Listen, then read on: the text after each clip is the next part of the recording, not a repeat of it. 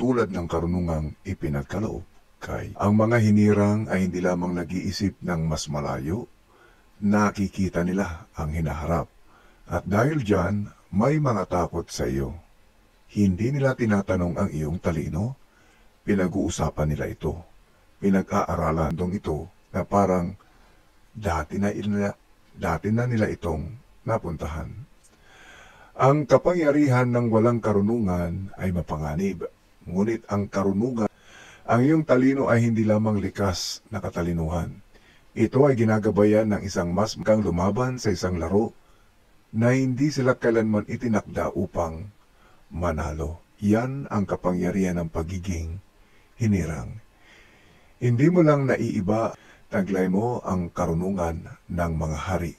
At kailanman ay hindi nila mauunawaan kung paano siya